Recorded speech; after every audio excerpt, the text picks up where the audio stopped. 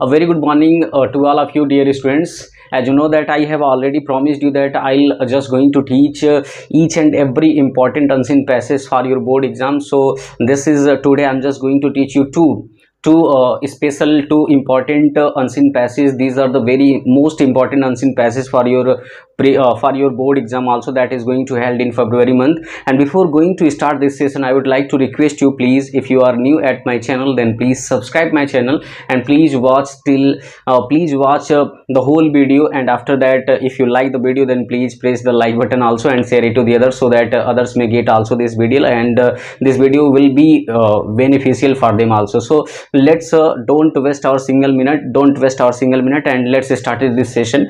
And today it is the most important unseen passage. Today I am just going to teach you two unseen passage.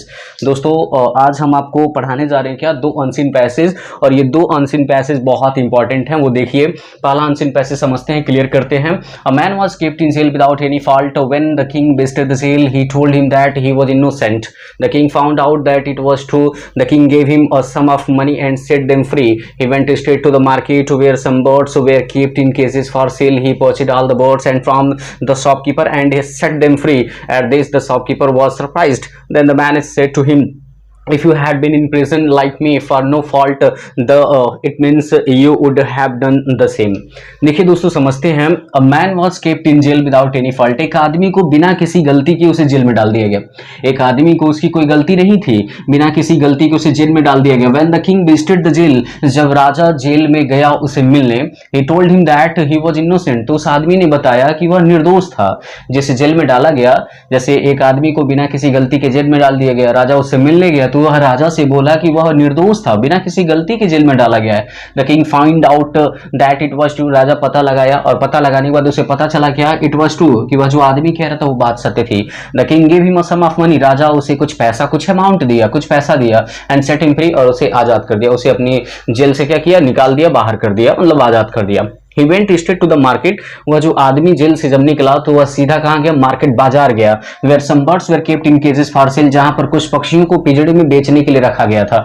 यानी सबसे पहले वह पैसा लिया, पैसा लेने के बाद जेल से छूटा, और जेल से छूटने के बाद कहाँ गया, जेल से छूटने के बाद सबसे पहले मार्केट में गया, जहाँ पर कुछ पक्षियों को पिंजड़े में रख करके बेचा जा रहा था। He purchased all the birds from the shopkeeper। वह एक दुकानदार से क्या किया, सभी पक्षियों को खरीद लिया, and set them free, और उन्हें आजाद कर लिया। यानी किया क्या, गया दुकान पे और एक केजेज में बहुत सारी पक्षियां रखी गई थी, उन सभी पक्षियों को खरीदने के बाद उन्हें आजाद कर दिया। At this the shopkeeper was surprised. जिसे देख करके जो दुकानदार था बड़ा आश्चर्यचकित हो गया। Then the man said to him. तब उस आदमी ने उससे कहा, the man said to him, वो आश्चर्यचकित हो गया, पूछा तुम छोड़ क्यों दिए हो, ठीक है। तो उस आदमी ने कहा क्या, if you had been in prison like me for no fault. यदि तुम मेरी तरह बिना किसी गलती के जेल में कैद होते, you would have done the same, तो तुम भी वही करते जो मैंने किया है। ठीक है दोस्तों, फिर से समझ लीजिए, एक आदमी को बिना किसी गलती के जेल में डाल दिया गया। राजा उससे मिलने गया, मिलने के बाद जब वह उससे मिलने गया तो उसने कहा कि मैं निर्दोष था। तो राजा पता लगाया और ये बात सत्य था। राजा उसे कुछ पैसा देकर के उसे जेल से आजाद कर दिया। तो वह जो आदमी था सीधे बाजार गया। बाजार में क्या किया, सबसे पहले वहां गया, वहां कुछ पक्षियों को पिंजड़े में देखा जो बेचने के लिए रखी गई थी।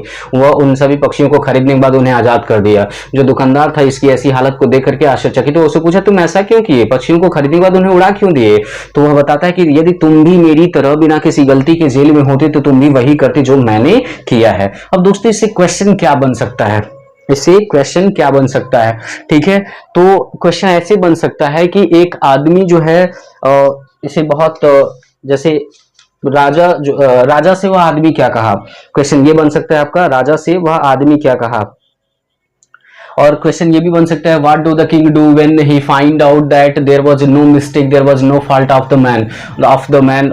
इट मींस ये कह सकते हैं दोस्तों, उस आदमी ने क्या, राजा यह जान गया कि वह आदमी निर्दोष था तो उसने क्या किया, ठीक है। उसके बाद वह पैसा लेकर के सीधे कहाँ गया, तो बाजार गया। वह उन पक्षियों के साथ क्या किया, सब पक्षियों को खरीद के उन्हें आजाद कर दिया, ठीक है।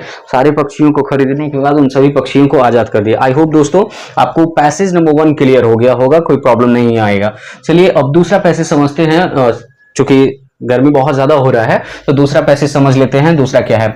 Most of the girls belonging to poor families do not go to school in rural areas when asked their parents would say that they want their daughters to be educated, they stay at home because their parents believe that the kind of education and offer is not appropriate for their daughters, or because they feel the risks are too great. Those risks are real. Girls are sexually harassed sometimes by their fellow students or by the stranger as they walk down to the school. Poverty also plays its part. If their clothes are torn, girls from poor families will stay at home. In such cases, they are faced by the demands of the modesty and propriety.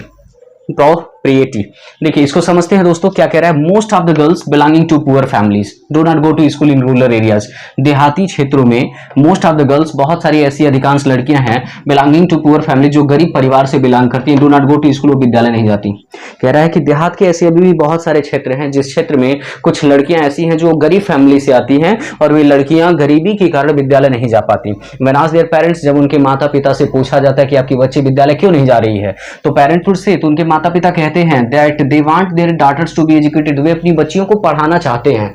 यानी कुछ लोगों ने पूछा कि आप अपनी बच्चियों को पढ़ने के लिए क्यों नहीं भेजते, तो वे माता पिता बताते हैं कि वे अपनी बच्चियों को पढ़ाने के लिए भेजना तो चाहते हैं, शिक्षा देना चाहते हैं। They stay at home because, वे उन्हें घर पर इसलिए रखते हैं क्योंकि, because their parents believe that, क्योंकि उनके माता पिता का यह विश्वास है, उनके माता पिता का यह मानना है that the kind of education and offer is not appropriate for their daughters, कि जिस प्रकार की शिक्षा आज के वर्तमान समय में विद्यार्थियों को दी जा रही है, बच्चियों को दी जा रही है, वो उनके लिए उपयुक्त नहीं है।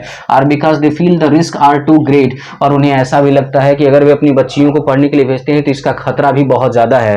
दोज रिस्क आर रियल, वे खतरे बिल्कुल क्या हैं? वास्तविक हैं। गर्ल्स आर सेक्सुअली हरास्ड, और लड़कियों को क्या किया जा रहा है? सेक्सुअली हरास्ड, मानसिक तौर पर। ठीक है, सेक्सुअली हरास्ड चूंकि दो टाइप्स के होते हैं, एक तो शारीरिक संबंध से होता है सेक्सुअली हरास्ड, चूंकि सेक्सुअली एक शब्द है ना, ऐसे लगता है कि थोड़ा सा बेकार सा शब्द है, लेकिन सेक्सुअली हरास्ड का मतलब यहाँ दो चीजों से है। पहला चीज एक मानसिक रूप से प्रताड़ित करना और एक शारीरिक रूप से प्रताड़ित करना। तो क्या कह रहा है? Girls are sexually harassed sometimes by their fellow students, कुछ लड़कियों को उन्हीं के कॉलेज में पढ़ने वाले फेलो स्टूडेंट्स, उनके जो सहपाठी होते हैं, उनके द्वारा उन्हें मानसिक रूप से प्रताड़ित किया जाता है। अगर कह लीजिए तो रैगिंग करना, ठीक है। और by strangers as they walk down to school, और जैसे जैसे लड़कियां विद्यालय जाती हैं, स्कूल की तरफ बढ़ती हैं, तो स्ट्रेंजर अजनबियों के द्वारा कमेंट भी उनके ऊपर पास किया जाता है। तो इस तरीके से उन्हें क्या किया जाता है? प्रताड़ित किया जाता है। Poverty also played it's part, गरीबी भी पढ़ाई में एक किरदार निभाती है, यानी गरीबी की वजह से भी जो लड़कियां हैं वो पढ़ नहीं पाती। If their clothes are torn, यदि बहुत सारी लड़कियों के जो कपड़े फटे रहते हैं,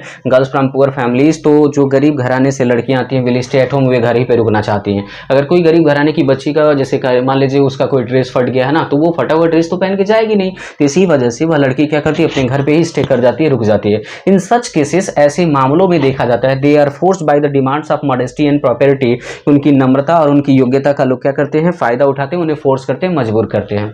ये बहुत ज्यादा इंपॉर्टेंट है दोस्तों। आई होप, मुझे लगता है ये वाला जो पैसेज अभी मैंने पढ़ा है ना, ये बहुत ज्यादा इंपॉर्टेंट है। मुझे लगता है कि आने वाले पिछले 4-5 सालों में और जो भी 7 सेट बनते हैं ना, उसमें लगभग ये मान के चलिए 1 से 2 सेट में ये वाला पैसेज ज्यादा पूछा जाता है। इसलिए एक बार और जान लीजिए इसका अर्थ। कह रहा है कि बहुत सारी लड़कियां जो गरीब घराने से आती हैं देहाती क्षेत्रों में, वे विद्यालय नहीं जाती। ठीक है, गरीबी के कारण विद्यालय नहीं जाती। जब उनके माता पिता से पूछा जाता है कि आपकी बच्ची विद्यालय क्यों नहीं जाती, तो उसकी मम्मी पापा बताते हैं कि वे अपनी बच्चियों को पढ़ाना लिखाना चाहते हैं, तो वे अपनी बच्चियों को घर पे नहीं रखना चाहते, बल्कि उनका मानना ये है, उनका विश्वास ये है कि जिस प्रकार की शिक्षा आज के वर्तमान समय में बच्चियों को दिया जा रहा है वो उपयुक्त नहीं है, और बच्चियों को अगर विद्यालय भेजा जाए तो इससे खतरा भी बहुत ज़्यादा है, रिस्क बहुत ज़्यादा वास्तविक है, क्योंकि लड़कियों को मानसिक रूप से उन्हीं के साथ पढ़ने वाले जो स्टूडेंट्स हैं उन्हें प्रताड़ित करते रहते हैं। लड़कियां जब स्कूल की तरफ बढ़ती हैं तो कुछ स्ट्रेंजर जो हैं वो उन्हें क्या करते हैं? उनके ऊपर कमेंट पास कर देते हैं। गरीबी भी एक किरदार निभाती है। यदि किसी गरीब घर के बच्चे की अगर उसके कपड़े फटे पुराने हैं तो ठीक है, फटे पुराने हैं तो वो बेचारी लड़की क्या करती है? अपने घर पर ही स्टे करती है, रहती है। और ऐसे केसेस में देखा जाता है कि बहुत सारे गरीब घराने की लड़कियों की उनकी नम्रता और योग्यता का डिमांड जो है फोर्सली तरीके से पूरा कर दिया जाता है। आई होप दोस्तों, मुझे लगता है कि ये वाला जो 2 पैसेज मैंने आपको पढ़ाया ये बहुत ज़्यादा इंपॉर्टेंट था। अगर आपको, चूंकि आप लेट से देख रहे होंगे, तो वीडियो को आप बैक करके देख लीजिएगा, कोई समस्या नहीं आएगी। फिर मिलते हैं दोस्तों नेक्स्ट वीडियो में। टिल देन टेक केयर दोस्तों, बाय बाय।